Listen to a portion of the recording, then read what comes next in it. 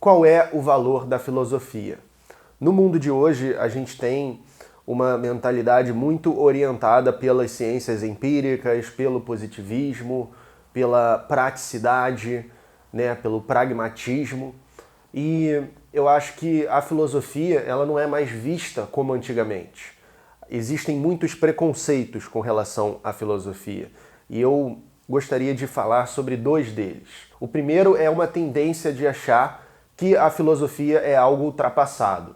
Hoje eu estou aqui num cenário diferente, no meio de uma viagem para Florianópolis, consegui um tempo para gravar esse vídeo para vocês. Você mesmo talvez conheça pessoas que veem a filosofia da seguinte forma. A filosofia foi importante para dar origem à ciência, né? Ao que a gente chama de ciência, que são várias ciências empíricas que se originaram da filosofia, mas que para muitas pessoas é superior à filosofia, né? Então a filosofia é algo do passado que teve uma importância e não tem mais. Não, a filosofia é superior a todas as ciências empíricas na medida em que ela se preocupa com questões finais, com causas finais, com a totalidade da existência. Ela não se fecha a um determinado método, ao método empírico de observar, experimentar e chegar a um resultado que vai contribuir diretamente para a tecnologia, para o mundo prático. Não, ela investiga questões mais gerais da própria existência, da própria realidade. Por exemplo, né, aqui costumam chamar de a primeira das ciências, que é a metafísica. O Aristóteles ele falava de 4 causas, né?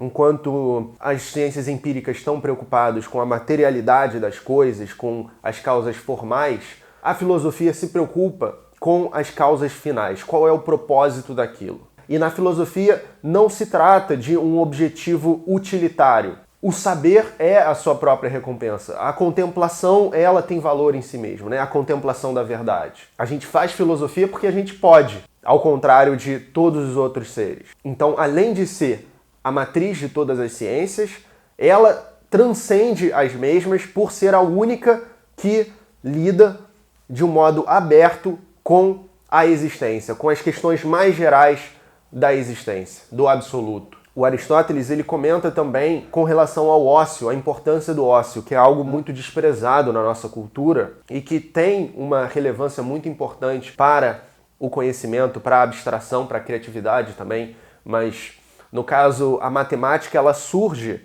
no Antigo Egito entre sacerdotes que desfrutavam do ócio, né? E a filosofia como um estilo de vida na antiguidade, ela incorporava o ócio como algo fundamental, né?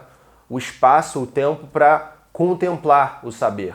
Eu acho importante ter esses argumentos, né? Para, não sei, num jantar, numa situação onde você ouça alguém ter essa visão preconceituosa com relação à filosofia, dizer alguma coisa a respeito. Agora, o outro ponto é que a filosofia, ela às vezes é muito vista como algo inútil, como algo que não serve para nada, um mero exercício acadêmico. O que também é um absurdo, né? Veja, mesmo se ela não levasse a aplicabilidade práticas, ela já teria o seu valor garantido em si mesmo, por isso que eu falei no primeiro ponto. Mas, ainda assim, ela está por toda parte na vida prática. A gente pode pensar nas correntes filosóficas como o estoicismo, né, o epicurismo, não só as correntes antigas, mas coisas mais modernas também, né? A ética de Spinoza, a ética de Kant, o amor fati de Nietzsche, tudo isso ajuda as pessoas. Tudo isso são ferramentas para incorporar a filosofia como um estilo de vida. É algo que está mais presente do que se pensa, mesmo entre aqueles que não estudam filosofia. E estudar filosofia também é uma maneira de entender a si próprio e de entender qual ética você está incorporando e praticando no mundo. E também de julgar, né, o mundo, o que você vê, o que acontece, os fenômenos da sua vida, de uma maneira mais esclarecida, né, com mais recursos. Tales de Mileto, o primeiro filósofo canonizado na tradição ocidental já por Aristóteles, certa vez sendo ridicularizado por todos ali no século VI a.C., que ele só olhava para o céu, era um doido, pobre, que vivia tropeçando, que o que ele fazia basicamente não servia para nada. depois de ser ridicularizado, ele arrendou todos os locais de produção de azeite, porque ele conseguiu prever, observando as condições climáticas, né, com seu conhecimento, que haveria uma safra muito boa de azeitonas. Os outros, né, os donos que não tinham esse conhecimento, eles, né, fizeram esse acordo e aí ele ficou rico, né, porque veio uma safra exatamente como ele tinha previsto, muito boa de azeitonas. Então qual é o ponto aqui? Tales poderia ser rico se ele quisesse.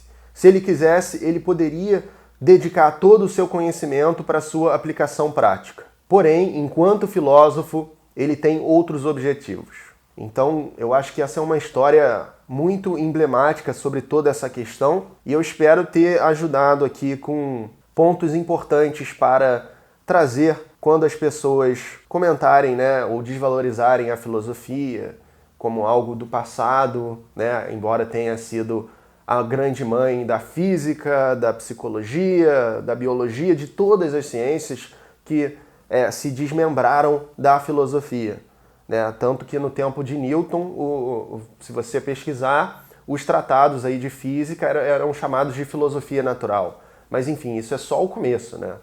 Como eu disse, a filosofia ela transcende todas as ciências empíricas por se preocupar com as questões finais, por estar aberta às mais diversas questões que possam se apresentar diante da perplexidade, né, que o filósofo desperta com o mundo, com a realidade, né? Então é isso, pessoal. Espero ter acrescentado. Se você gostou do vídeo, deixa sua curtida. Se você tem comentários interessantes, por favor, eu adoraria ler sobre essa discussão de episódios que você vivenciou, coisas assim. Até a próxima!